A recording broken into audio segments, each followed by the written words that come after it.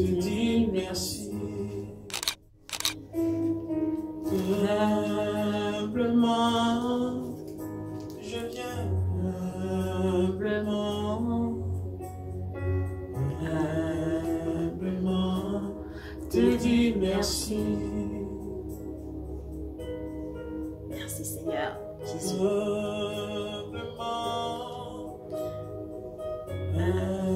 Humblement, humblement, te dis merci. Je viens humblement, humblement, Yahweh, Jésus, te dis merci.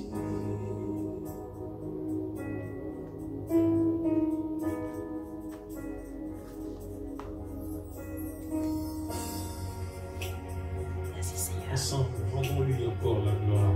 Alléluia.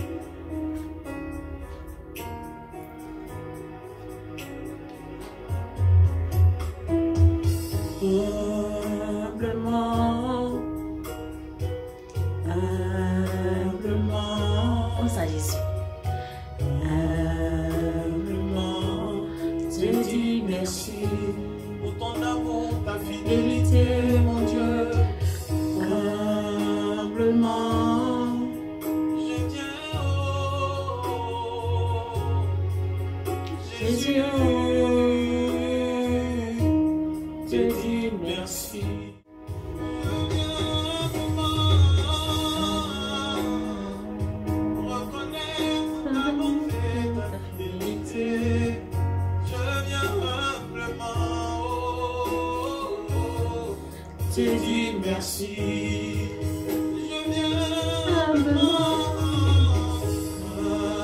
humblement, de tout mon cœur. Je viens humblement, te dis merci. Quelqu'un qui a expérimenté la bonté de Dieu. Humblement, Yahweh, Yahweh, je viens humblement, oh, te dis merci. Merci Seigneur. Amen. Shalom. Shalom. Bonjour à tous. J'espère que vous allez bien. Bonjour. Shalom. J'espère que vous allez bien. Moi, ça va. Je rends grâce à Dieu. Je viens partager avec vous cette semaine une autre pépite, un autre verset qui me porte et que je confesse tous les matins. Il est tiré donc du livre des Hébreux, dans l'épître plutôt de l'apôtre Paul aux Hébreux, dans son chapitre 14 et au niveau du verset 16 du Seigneur Jésus. Approchons-nous donc du trône du Dieu de grâce avec une pleine assurance. Là, Dieu nous accordera sa bonté et nous donnera sa grâce pour que nous soyons secourus au bon moment. Amen. Il y a d'autres versions qui disent par exemple approchons-nous avec assurance du trône de la grâce afin que nous obtenions miséricorde et que nous trouvions grâce pour un secours opportun. Voilà, les versions divergent et moi je vais partager avec vous ce verset, quelle que soit votre version, c'est que vous ayez un déclic. Le déclic que je vais vous donner, c'est l'assurance. Si vous avez reçu le Seigneur Jésus-Christ, gloire à Dieu. Si vous ne l'avez pas encore reçu, c'est le moment de vous dire, donnez votre vie à Jésus-Christ et elle ne sera plus jamais la même. Donc, donnez votre vie à Christ. Il suffit juste que vous vous repentiez de vos péchés et que vous lui dites, que vous lui confiez votre vie et que vous lui dites de venir prendre le contrôle de votre vie. Et le tour est joué, il vous conduira par son Esprit Saint. Je vais donc dire à un enfant de Dieu, approche-toi avec assurance du trône de grâce. Le trône de grâce est environné, je vais dire, d'hommes, de femmes, d'anges qui louent le Seigneur. Vous savez que Dieu a un trône. Ce n'est pas nouveau pour vous. Plusieurs versets dans la Bible parlent du trône de Dieu. Pour ne pas vous envahir de versets bibliques, j'aimerais juste qu'on s'en tienne à celui que que je vous présente aujourd'hui, à savoir le trône de grâce. La grâce, c'est une faveur qui est accordée, c'est un mérite, quelque chose qu'on ne mérite pas. Alors, j'aimerais vous dire que le trône de grâce dont il est question ici, c'est véritablement la miséricorde de Dieu pour ses enfants qui le louent, ces enfants qui savent qu'il existe, ces enfants qui ont l'humilité de s'approcher de lui avec une pleine assurance. Approchons-nous du trône, approchons-nous donc, parce que nous nous sommes préparés, donc approchons-nous donc du trône de Dieu avec une pleine assurance. Là, Dieu nous accordera sa bonté et nous donnera sa grâce pour que nous soyons secourus au bon moment. La dernière fois, j'ai parlé de nous ressourcer pendant les moments de vacances, pendant les temps de répit, pendant que le monde nous lâche un peu la bride. Et je dirais aujourd'hui donc, logiquement, il faut que vous vous approchiez. Chères dames, les enfants sont peut-être en vacances, au centre de loisirs, avec les peut-être que vous êtes aussi en vacances quelque part. Dieu merci, il y a des personnes qui n'ont pas cette grâce de pouvoir se poser. Alors, profitez de ce temps de répit pour vous approcher du trône de grâce. Mettez à profit votre temps pour prier, pour jeûner si vous pouvez, pour vous ressourcer dans les Écritures, pour revoir votre marche avec le Seigneur. Ayez le Seigneur pour meilleur compagnon dans cette période. Meilleur compagnon dans la vie, mais davantage à ce moment, approchez-vous de lui. Mais plus généralement, plus globalement et surtout plus concrètement, vous devez vous approcher. Nous devons nous approcher du Seigneur, du trône de grâce tous les jours. Tous les jours et à tout moment. Parce que nous n'avons pas d'heure définie pour prier, pour nous approcher. Je vais vous lire le verset suivant qui nous invite. Parce que quand il y a donc, c'est qu'avant il y avait quelque chose. Je voulais vous amener à avoir cette curiosité. En tout cas, c'est ce que moi je fais. En tant que littéraire, quand il y a des locutions comme ça, je cherche à comprendre pourquoi il y a ce donc. Alors, je vais vous amener dans les écrits. Le démarrage de cette idée de s'approcher du trône de grâce commence à partir du verset 14. Ainsi, puisque nous avons en Jésus, le Fils de Dieu, un grand prêtre éminent qui a traversé les cieux, demeurons fermement attachés à la foi que nous reconnaissons comme vraie. En effet, nous n'avons pas un grand prêtre qui serait incapable de compatir à nos faiblesses.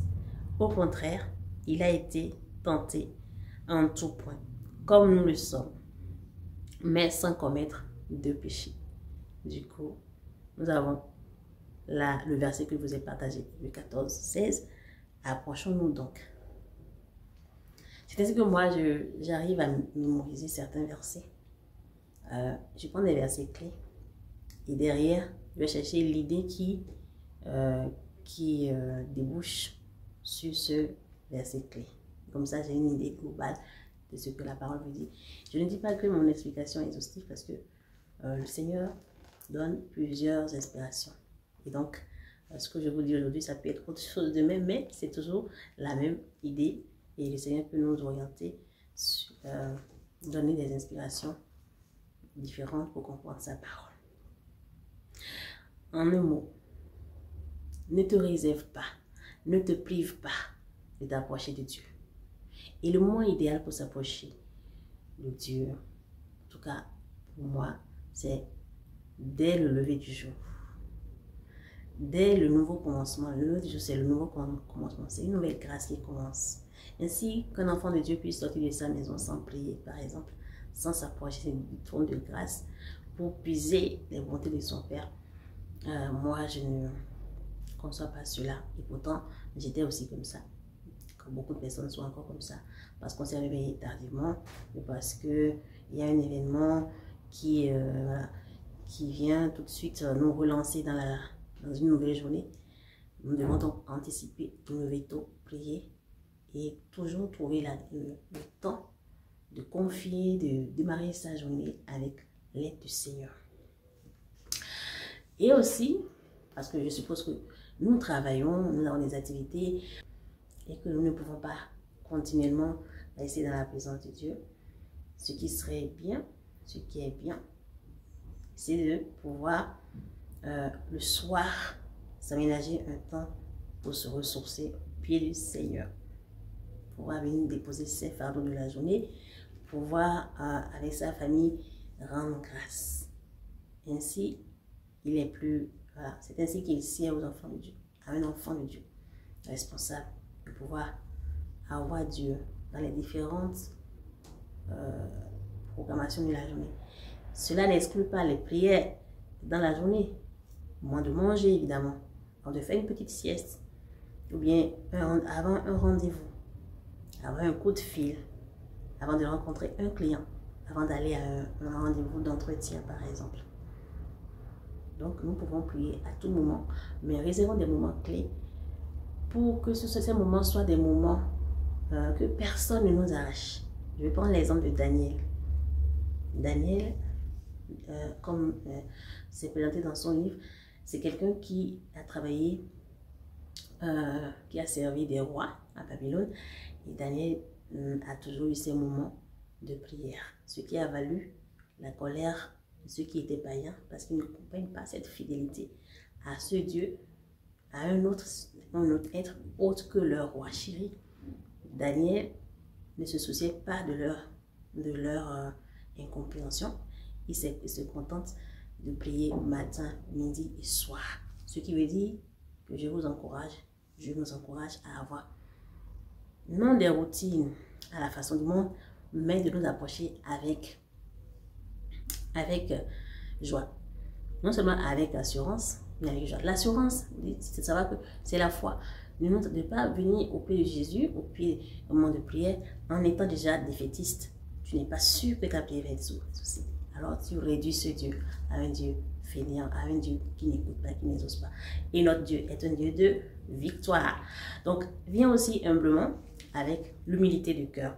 Viens avec assurance. Parce que le manque de foi aussi, c'est un manque. C'est aussi l'orgueil un peu, ou un esprit faible. Nous avons la victoire en Christ. Nous avons l'humilité. Nous avons l'assurance que Dieu nous écoute.